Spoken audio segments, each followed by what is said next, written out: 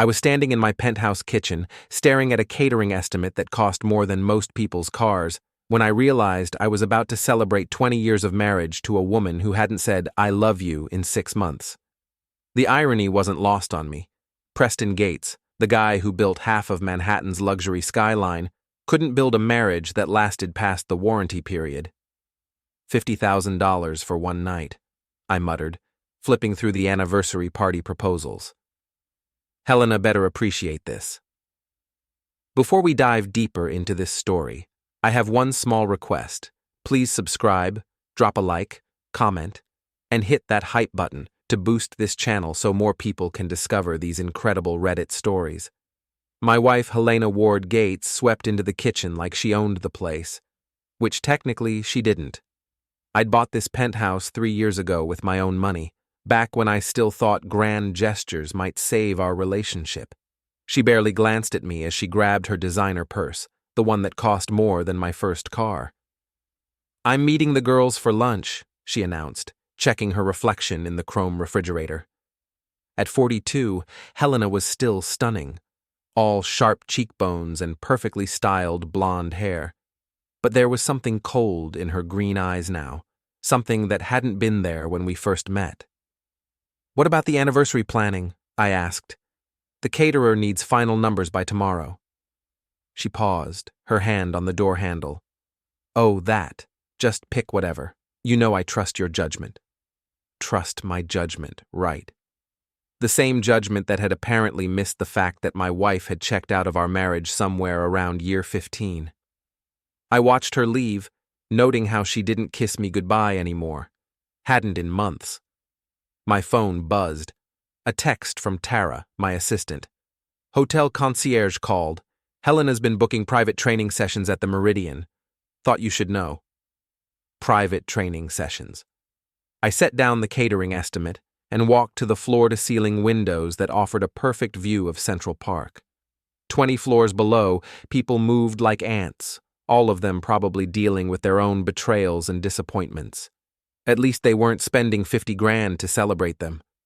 The Meridian was where Helena claimed to do her design research, studying luxury hotel interiors for her clients. But private training sessions? That was new information. I called Tara back. "What kind of training sessions?" "Personal fitness, with someone named Dylan Martinez. 27 years old, works as a freelance trainer. Instagram shows him as one of those influencer wannabes, six-pack abs, protein shake endorsements, the whole package." Dylan Martinez. I'd never heard Helena mention that name, which in itself was suspicious. My wife loved dropping names, especially when they belonged to attractive young men who paid attention to her. "How long has this been going on?" "Credit card records show charges going back 4 months. Always the same pattern. Training session, then spa services, then room service charges. Sometimes overnight." I felt something cold settle in my stomach. 4 months. Right around the time Helena had started those mysterious research trips to Dubai, London, and Miami. Always alone, always on my credit card, always with vague explanations about emerging design trends. "Tara, I need you to do something for me. Check the flight manifest for Helena's Dubai trip next week. Use your contact at the airline." "Already did, boss. She's not traveling alone. Dylan Martinez is on the same flight, seated next to her in first class. Both tickets charged to your American Express Black Card." The catering estimate slipped from my hands and scattered across the marble floor. $50,000 for an anniversary party to celebrate 20 years of marriage to a woman who was flying to Dubai with her trainer boyfriend on my dime. I started laughing. Not the happy kind. The kind that comes when you realize you've been the punchline to a joke you didn't know was being told. My phone rang. "Helena. Preston, darling. Slight change of plans. I'm extending my Dubai research trip by a few days. The design opportunities there are just incredible." "I'm sure they are," I said, watching a hawk circle over Central Park. "How incredible exactly?" "Oh, you know, the usual. Luxury hotels, high-end shopping districts, cultural experiences. I might even take some private tours to really understand the local aesthetic. Private tours. With Dylan Martinez, no doubt. That sounds expensive, I said. Nothing we can't afford. You always say the business is doing well. The business. My business. The real estate empire I'd built from nothing while she played house and spent my money on design research. Our prenup had been generous. Too generous, my lawyer had warned, but it didn't cover lifestyle dissipation or adultery. Helena, about the anniversary party. Oh, that. Listen, I might not be back in time. These research trips are so important for my career, you understand. We can always celebrate later.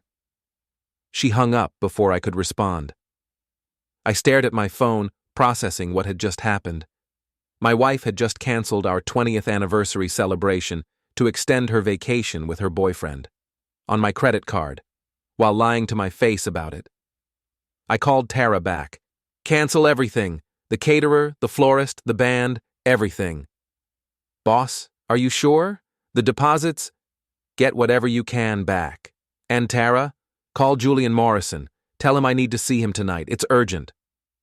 Julian Morrison was the best divorce attorney in New York, a shark in an Armani suit who specialized in high-net-worth cases. We'd met at charity events over the years, and he'd always joked that if I ever needed his services, he'd make sure I kept my shirt. Tonight, I might take him up on that offer. I spent the rest of the day going through our financial records, 20 years of marriage laid out in credit card statements and bank transfers. The pattern was clear once I knew what to look for. Helena's spending had tripled over the past year, with most of the charges coming from luxury hotels, spas, and restaurants in cities where she claimed to be doing research. Always the same pattern. Her charges, followed by charges for a second person. Dylan Martinez, living the high life on my money. The really galling part was how stupid she thought I was. Designer research in Dubai? The city was known for oil money and gold-plated everything, not cutting-edge interior design. But Helena had always assumed I was too busy making money to pay attention to how she spent it. She was about to learn how wrong she was. My phone buzzed with a text from Helena. Flying to Dubai with friends tomorrow. Don't miss me too much. Friends, right. I screenshotted the message and forwarded it to Julian with a note. Exhibit A. Then I did something I'd never done in 20 years of marriage. I reported my credit card stolen. Julian Morrison's office looked like something out of a legal thriller. Dark wood paneling, leather-bound law books, and a view of Manhattan that cost more per square foot than most people's homes.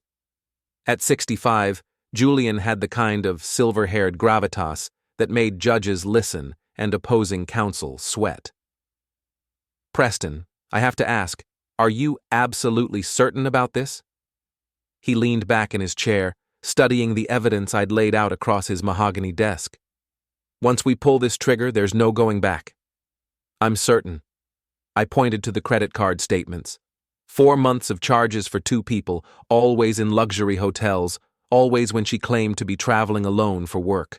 The flight manifest confirms Dylan Martinez is with her right now, sitting in first class on my dime.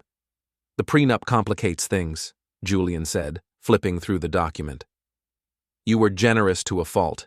She gets the house in the Hamptons, half the investment portfolio, and substantial alimony. But not if she's dissipating marital assets on an extramarital affair, right?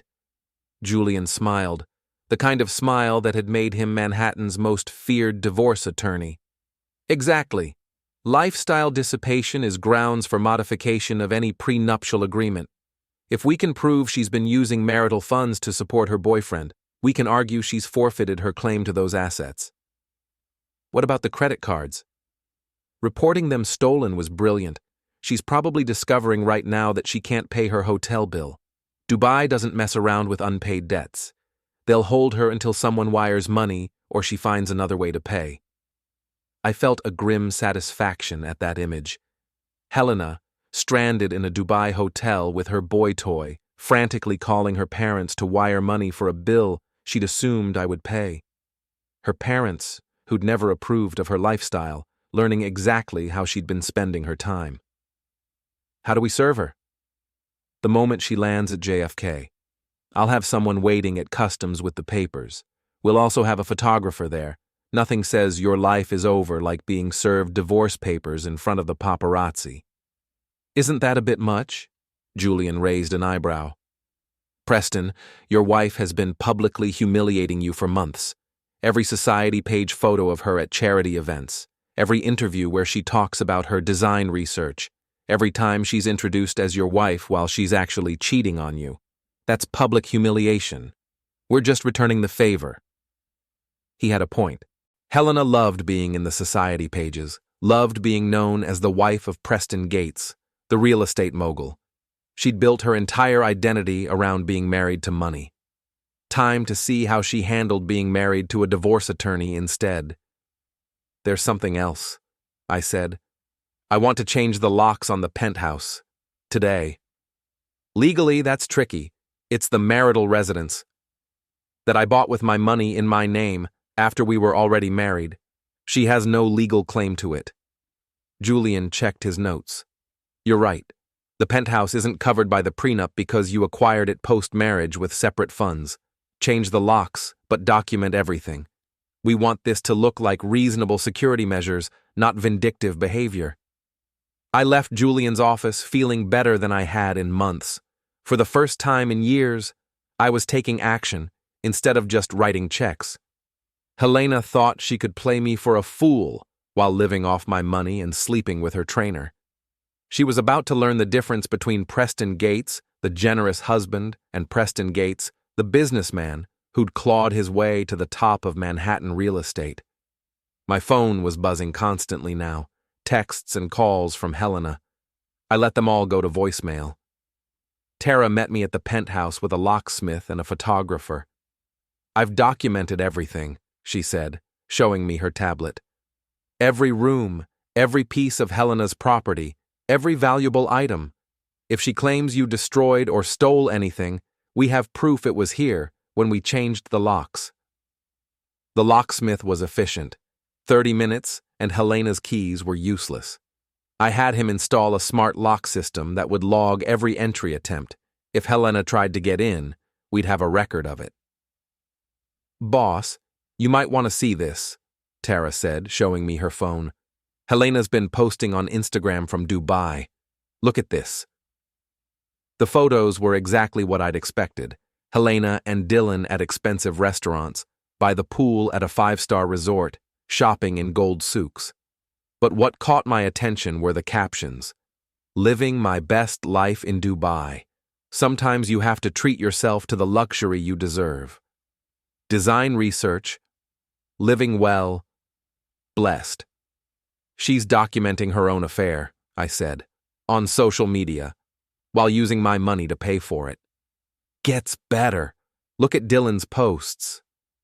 Dylan's Instagram was even more damning. Shirtless photos by the pool, videos of room service champagne, stories about flying first class with my girl.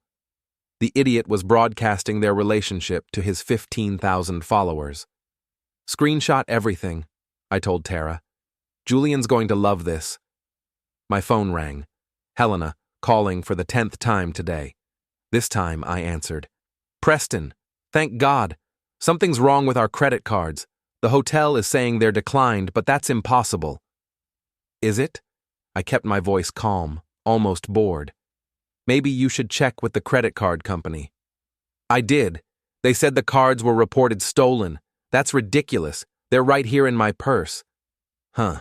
That is weird. Maybe someone cloned them or something.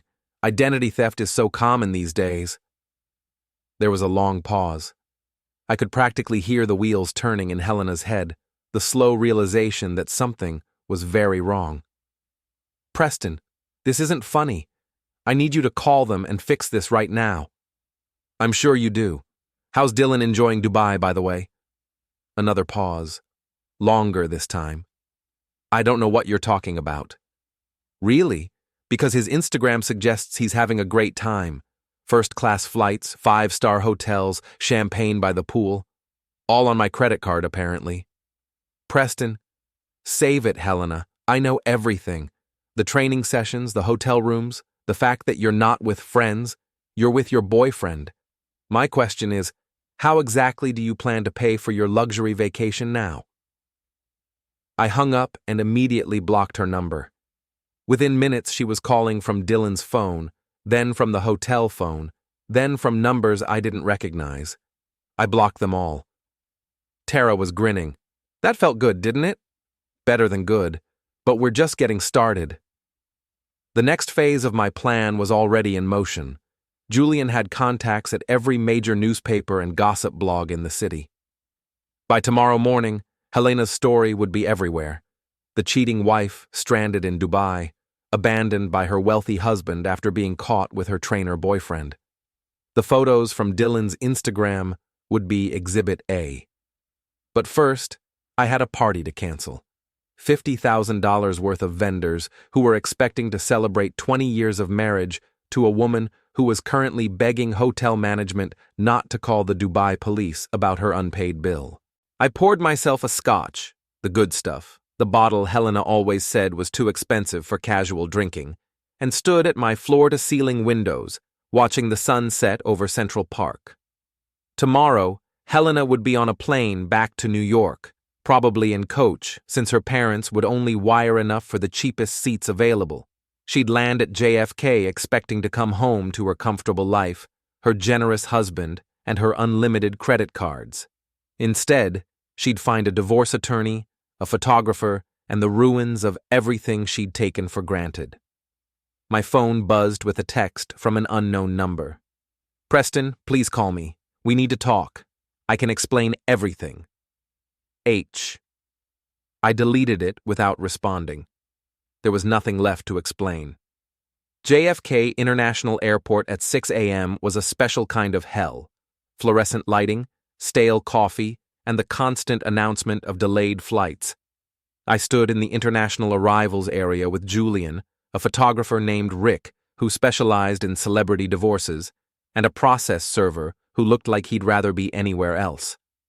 "Flight 447 from Dubai just landed," Julian said, checking his phone. "She'll be through customs in about 30 minutes. I'd barely slept, but I felt more awake than I had in years. Helena's flight had been a nightmare according to my contacts. Coach seating, crying babies, and the humiliation of having to accept charity from her parents to pay for the ticket. Her Instagram had gone silent after my phone call, but Dylan's was still active, posting bitter stories about fake friends and being left behind. Apparently, Helena's parents had only wired enough money for one ticket home. "You sure about the photographer?" I asked Julian. "Trust me, Helena's built her entire identity around being the sophisticated wife of a successful man. Having that image destroyed publicly is worse than any financial penalty we could impose." Rick adjusted his camera settings. "I've covered a lot of these. The key is getting the shot right when she sees the papers. That moment of realization, that's what sells the story." The process server, a tired-looking man named Frank, patted the envelope in his jacket. 20 years of marriage, ending right here in baggage claim. I've seen it all, but this one's going to sting. My phone had been buzzing all morning with calls from numbers I didn't recognize. Helena, trying every possible way to reach me. I'd ignored them all. There would be time to talk later, after she understood exactly how much her life had changed. "There." Julian pointed toward the customs exit. Blonde woman, designer luggage, looking like she hasn't slept in days. Helena emerged from customs looking nothing like the polished society wife who'd left for Dubai a week ago. Her usually perfect hair was pulled back in a messy ponytail, her designer clothes were wrinkled, and she had the hollow-eyed look of someone who'd spent 12 hours in coach next to a screaming infant. She was scanning the crowd, probably looking for a car service that wasn't coming. "Now." Julian nodded to Frank. The process server approached Helena with the practiced efficiency of someone who'd done this hundreds of times. "Helena Ward Gates?" "Yes." She looked confused, then hopeful. Maybe she thought I'd sent someone to pick her up after all. "You've been served." Frank handed her the envelope and stepped back. Helena stared at the papers like they were written in a foreign language. I watched her face change as she read. Confusion, then shock, then something that might have been panic. "Divorce papers?" she said, loud enough that other travelers started to stare. "Preston is divorcing me." That's when Rick got his shot. Helena, disheveled and desperate, holding divorce papers in the middle of JFK, while curious travelers pulled out their phones to record the scene. The wife of Manhattan real estate mogul Preston Gates, publicly served with papers after being stranded in Dubai with her trainer boyfriend. Helena's eyes found mine across the arrivals area. For a moment, we just stared at each other. 20 years of marriage reduced to this awkward standoff in an airport terminal. She walked over, the divorce papers clutched in her hand. "Preston, what is this?" "It's exactly what it looks like," I said. "A divorce filing citing lifestyle dissipation and adultery. You might want to read the part about asset forfeiture." "Asset forfeiture?" Her voice cracked. "Preston, I can explain about Dubai. Can you explain 4 months of hotel charges for 2 people? Can you explain Dylan Martinez and his Instagram posts about flying first class with my girl? Can you explain why you've been lying to my face while spending my money on your affair?" People were definitely staring now. Rick was getting it all on camera. The cheating wife confronted by her billionaire husband in front of dozens of witnesses. "It's not what you think," Helena said, but her voice lacked conviction. "Dylan is just a friend. A friend you take on romantic vacations, a friend you book hotel suites with, a friend who posts shirtless photos of himself in beds that I paid for." Helena looked around at the growing crowd of onlookers, many of whom were recording with their phones. This was her worst nightmare, a public scene, her reputation being destroyed in real time. "Can we please discuss this privately?" she whispered. "Like you discussed your affair privately? Like you discussed spending my money on your boyfriend privately? No, Helena. You made this public the moment you started posting about it on social media." Julian stepped forward, all business. "Mrs. Gates, I'm Julian Morrison, your husband's attorney. As outlined in the papers you've been served, you have 30 days to respond to the divorce filing. You'll also notice that all joint credit cards have been canceled, and your access to marital accounts has been suspended pending resolution of the lifestyle dissipation claims." "Suspended?" Helena's face went white. "Preston, you can't cut me off completely. I have expenses, obligations." "You should have thought about that before you decided to fund your affair with marital assets," I said. "Don't worry, though. I'm sure Dylan can help with your expenses." "Oh, wait. You left him stranded in Dubai, didn't you?" The crowd was growing larger. Someone had recognized me. Preston Gates, the real estate developer whose face appeared regularly in the business pages. This was going to be all over the gossip sites within hours. Helena tried one last time. "Preston, please. 20 years of marriage has to count for something. We can work this out." 20 years, I repeated. "You're right. 20 years of me building a business while you spent the profits. 20 years of me trusting you while you lied to my face. 20 years of me being generous while you took advantage of that generosity to fund your affairs." Affairs? It was just Dylan, and it wasn't just Dylan? So there were others? Helena realized her mistake immediately, but it was too late. Rick had caught it all on camera. The admission that there had been multiple affairs, the desperate backtracking, the complete collapse of her story. "I need to go home," Helena said finally, shouldering her designer bag. "We'll discuss this later." "Actually, you can't go home," Julian said pleasantly. "The locks have been changed on the penthouse. As outlined in Section 12 of the divorce filing, Mr. Gates has exclusive use of his separate property pending resolution of the case." "Separate property?" Helena's voice was getting shrill. "That's my home, too." "It's a penthouse that Mr. Gates purchased with his separate funds after your marriage, in his name only. You have no legal claim to it. However, you're welcome to stay at the Hampton House until the divorce is finalized." I watched Helena process this information. The Hampton House was nice. but it was 2 hours from the city, from her friends, from the social scene that defined her identity. More importantly, it didn't have the same credit accounts, the same unlimited access to my money that she'd grown accustomed to. "This is insane," she said. "Preston, you're destroying our marriage over a misunderstanding." "I'm ending our marriage because of your choices," I corrected. "The destruction happened months ago when you decided to cheat on me and lie about it. I'm just making it official." Helena looked around one more time at the crowd, the cameras, the complete destruction of her carefully maintained image. Then she turned and walked away, her designer luggage clicking across the terminal floor. Julian was already on his phone with his contacts at the gossip sites. Rick was uploading photos to his secure server. By noon, Helena's story would be everywhere. The cheating socialite wife, caught and abandoned, publicly humiliated at the airport. "How do you feel?" Julian asked as we watched Helena disappear into the crowd. "Like I should have done this years ago," I said. "But we're not done yet." Helena thought losing access to my money and being locked out of the penthouse was the worst of it. She had no idea what was coming next. This was just the opening act of her public destruction. My phone buzzed with a text from Tara.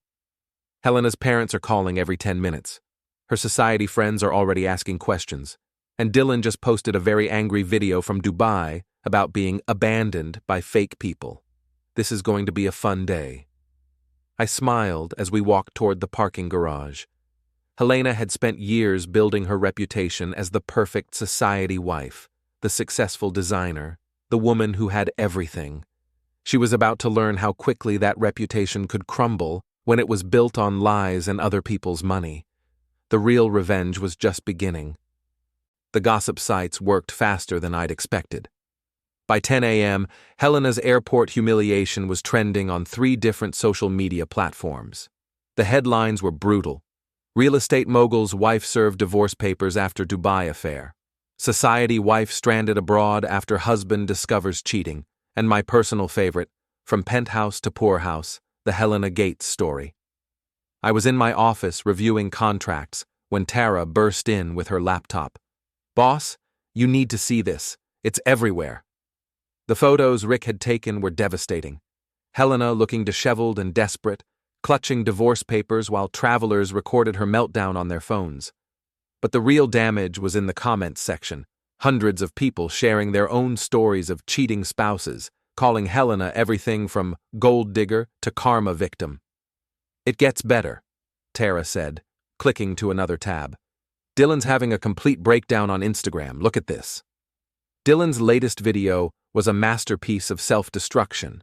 Filmed in what looked like a Dubai hotel lobby, he was ranting about being left behind by people who claimed to love me, and finding out who your real friends are when the money runs out. He looked like he hadn't slept in days, his usually perfect hair greasy and unkempt.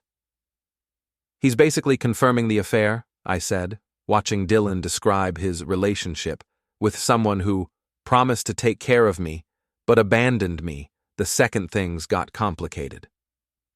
The best part is the comments. His followers are roasting him for being a gold digger. His sponsorship deals are already getting canceled. 3 protein companies dropped him this morning. My phone rang. Julian. "Preston, have you seen the coverage? This is better than I hoped. Helena's social circle is in full panic mode. I'm getting calls from wives asking if their husbands are planning similar ambushes." "What about Helena herself?" "Radio silence. She's probably holed up in the Hampton house trying to figure out her next move. But here's the interesting part. Her business partner called my office an hour ago. Apparently Helena's been using company funds for her personal expenses, including the Dubai trips. They want to discuss separating her from the business before this scandal destroys their reputation. Helena's interior design firm was her pride and joy, the one thing she'd built independently of my money. Losing that would hurt worse than losing access to my credit cards. "Set up a meeting," I said. "I want to hear what they have to say." The rest of the morning brought a steady stream of calls and messages. Helena's parents, demanding to know what I was thinking. Her society friends, fishing for gossip while pretending to offer support. Even my own mother called from Florida to say she'd seen the news and wanted to know if I needed anything. "I never liked that girl," Mom said. "Too interested in your money, not interested enough in you. You should have listened to me 20 years ago." "You're right, Mom. You're absolutely right." "So what happens now? Are you going to be okay?" For the first time in months, I actually considered the question seriously. Was I okay? My marriage was over, my wife had betrayed me in the most public way possible, and I was about to lose half my assets in a divorce. But sitting in my office, watching Helena's carefully constructed world collapse in real time, I felt better than I had in years. "Yeah, Mom, I think I'm going to be fine." By noon, the story had reached the mainstream news. A reporter from the New York Post called asking for comment on the Dubai divorce scandal. I declined to speak, but Julian issued a statement on my behalf. "Mr. Gates is disappointed by his wife's choices but looks forward to resolving this matter through the appropriate legal channels." Tara knocked on my office door. "Helena's here." "Here?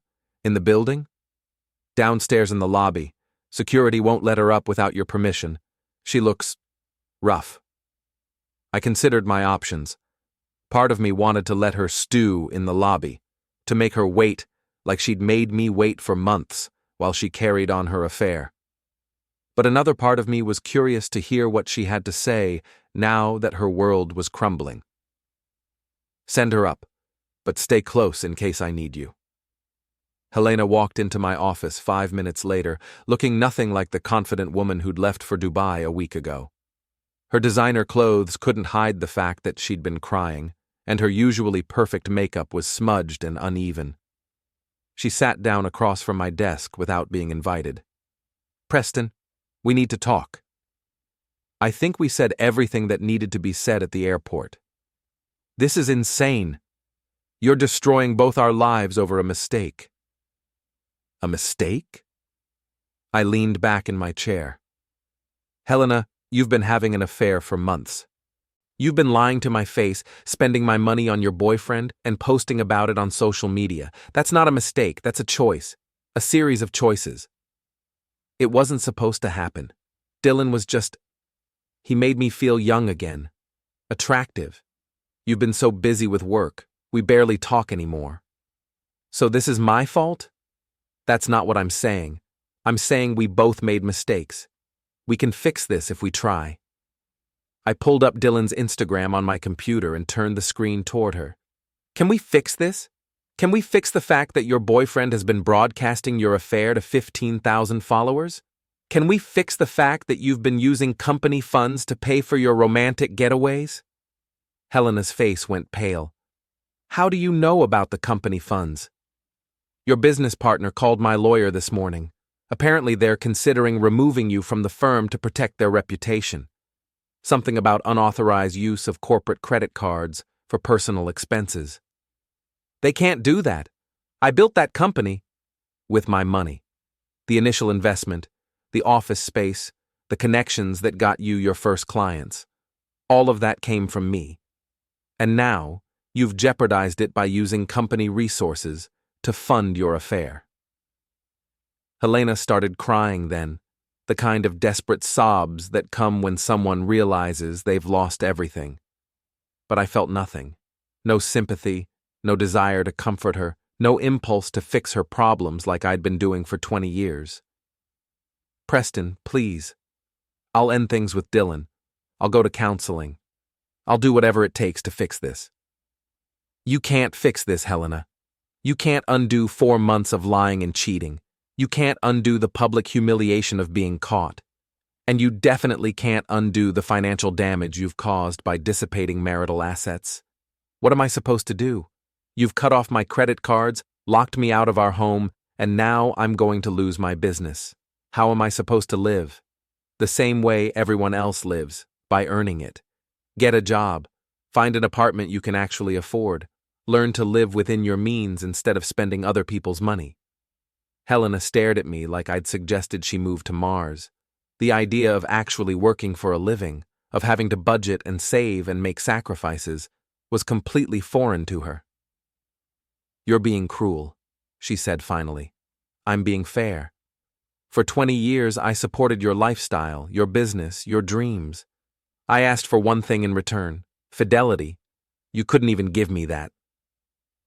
"It was just closeness, Preston. It didn't mean anything." "If it didn't mean anything, why did you lie about it?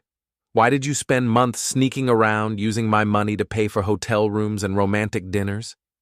Why did you post about it on social media like you were proud of it?" Helena had no answer for that. She sat in silence for a long moment, tears streaming down her face. "I need money," she said finally. "Just enough to get back on my feet. A loan, or an advance on the divorce settlement. Read the papers Julian served you. Due to lifestyle dissipation, you've forfeited your claim to most of the marital assets. The Hampton house, half the investment portfolio, the generous alimony. It's all gone." "Gone?" Helena's voice cracked. "Preston, you can't leave me with nothing." "I'm not leaving you with nothing.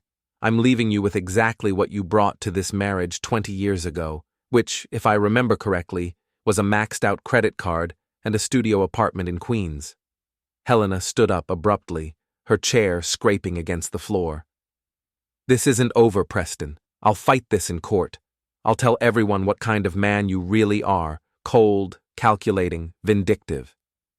"Go ahead," I said calmly. "Tell them about the man who supported his wife's career for 20 years, who paid for her luxury lifestyle, who trusted her completely until she betrayed that trust. Tell them about the man who only fought back after being publicly humiliated by his cheating wife.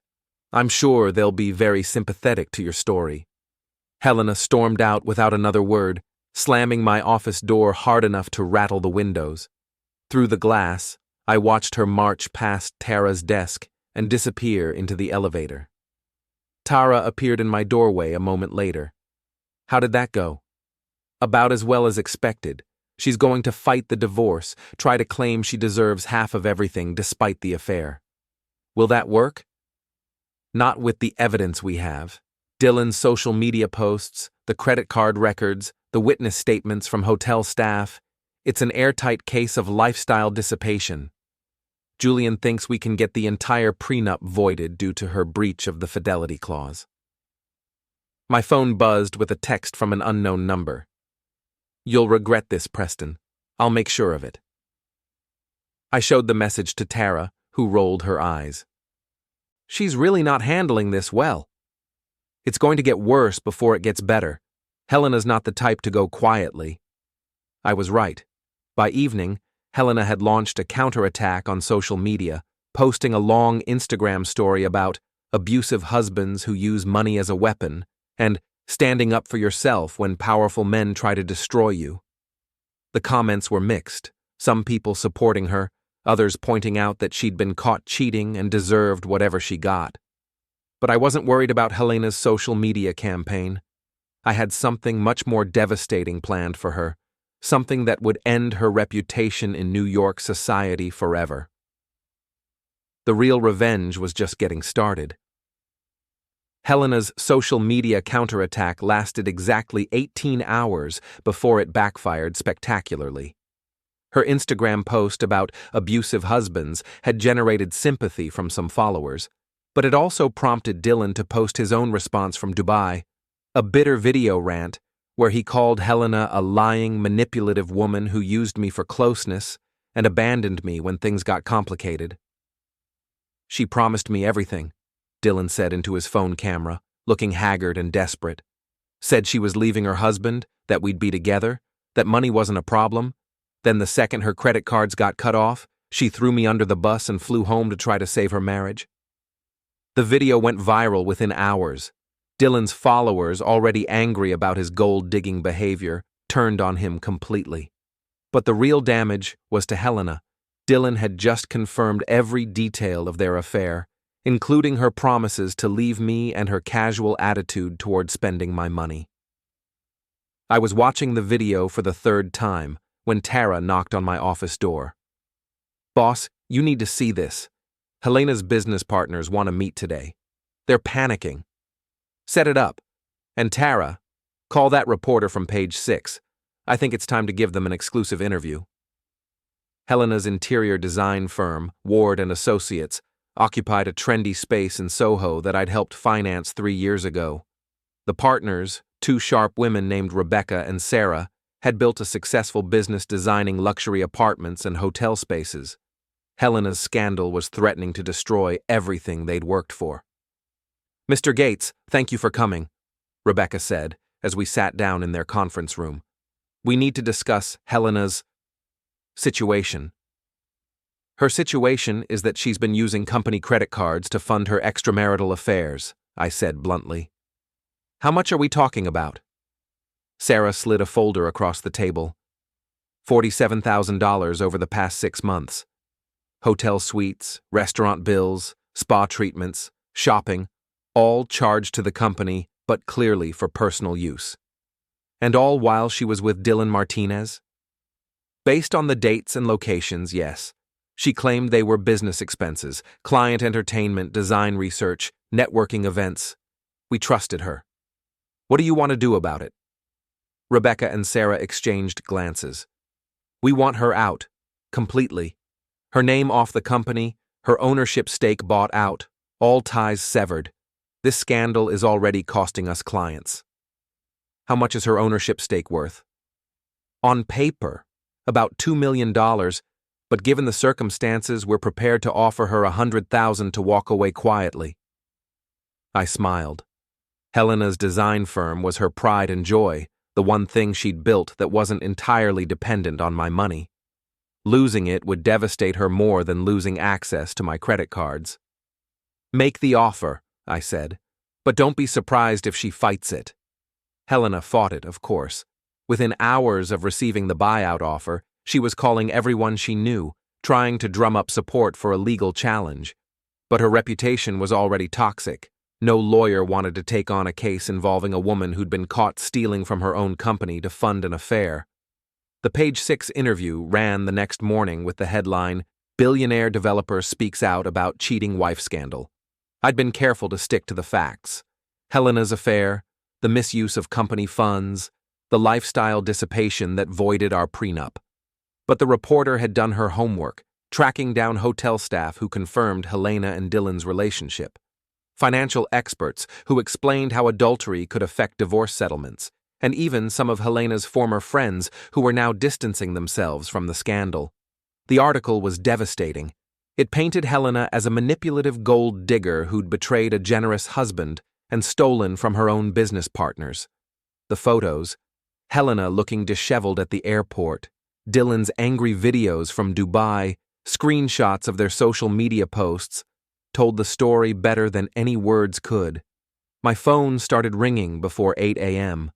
Reporters, friends, business associates, even my mother calling to say she'd seen the article and was proud of me for finally standing up to that woman. But the call I was waiting for came at 10:15 a.m. Julian. Preston, Helena's lawyer just called. She wants to settle. Already? What changed her mind? The page 6 article, Dylan's video, and the fact that her business partners are threatening to sue her for embezzlement if she doesn't accept their buyout offer. She's looking at potential criminal charges on top of the divorce. What's she offering? Complete surrender. She'll accept the original prenup terms minus the lifestyle dissipation penalty, which means she gets basically nothing. The Hampton house goes to you, the investment portfolio stays intact, no alimony. In exchange, you don't pursue criminal charges for the company credit card fraud. I thought about it for exactly 10 seconds. Deal. But I want one more thing. What's that?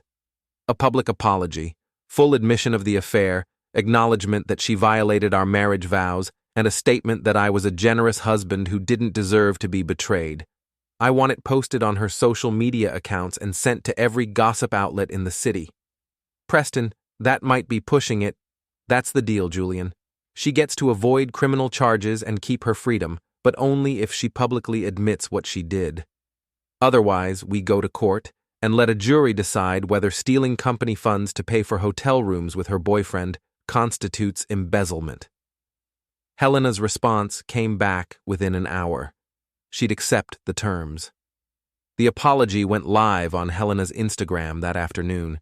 It was everything I'd hoped for, a complete admission of guilt, an acknowledgement of my generosity throughout our marriage, and a groveling plea for forgiveness from the public. The comment section was brutal. Her remaining followers tore her apart for being a cheating gold digger and a pathetic excuse for a wife.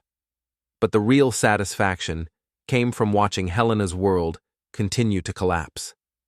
Her business partners accepted her resignation and announced they were rebranding the company to distance themselves from the scandal. Her society friends stopped returning her calls. The Hampton house went on the market, and she was forced to move into a one-bedroom apartment in Queens, the same neighborhood she'd lived in 20 years ago when we first met. Dylan eventually made it back from Dubai, but his influencer career was over. His sponsorship deals were gone, his follower count had plummeted, and he was reduced to working at a regular gym for minimum wage. He tried to contact Helena several times, but she'd blocked him on everything. Apparently, their great love affair hadn't survived the loss of my credit cards. The divorce was finalized 6 months later.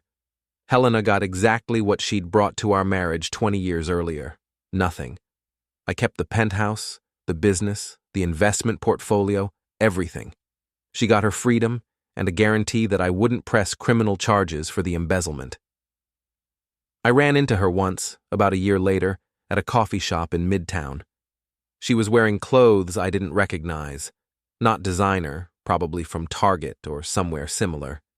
Her hair was shorter, less styled, and she looked older somehow. The confident, entitled woman I'd married was gone, replaced by someone who looked tired and defeated. She saw me and started to approach, but I held up a hand to stop her. There was nothing left to say. She'd made her choices, and now she was living with the consequences. I walked past her without a word and stepped out into the Manhattan sunshine, feeling lighter than I had in years. Helena had tried to destroy our marriage for a fling with a fitness trainer, but in the end, she'd only destroyed herself. Justice, it turned out, was even sweeter than revenge.